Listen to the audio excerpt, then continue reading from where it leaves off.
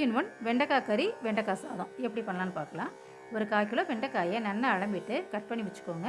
ஒரு வானலியை சூடு பண்ணி அதில் கொஞ்சமாக எண்ணெய் விட்டு அதில் நீங்கள் நறுக்கி வச்சுருக்கிற வெண்டைக்காயை போட்டு நல்லா வதக்குங்க. இதுக்கு தேவையான அளவு உப்பையும் போட்டு நல்லா வதக்குங்க.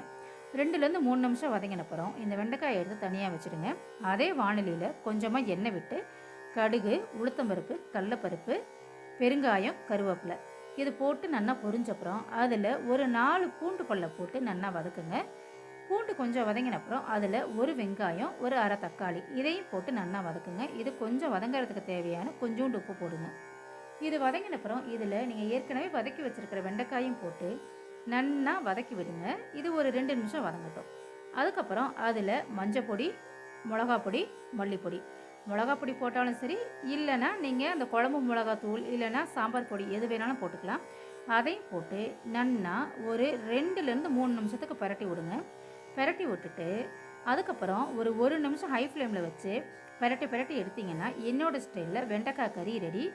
இந்த வெண்டைக்காய் காயில் பாதி எடுத்து வச்சுட்டு கொஞ்சம் காயில் மட்டும் சாதம் போட்டு கிளறி எடுத்திங்கன்னா என்னோடய ஸ்டைலில் வெண்டைக்காய் கறி அப்புறம் வெண்டைக்காய் சாதம் 2மே ரெடி. நீங்களும் ட்ரை பண்ணி பாருங்கள். ட்ரை பண்ணி பார்த்துட்டு எப்படி இருந்ததுன்னு சொல்லுங்கள். நன்றி. வெற்றிவேல் முருகனுக்கு அரோகரா.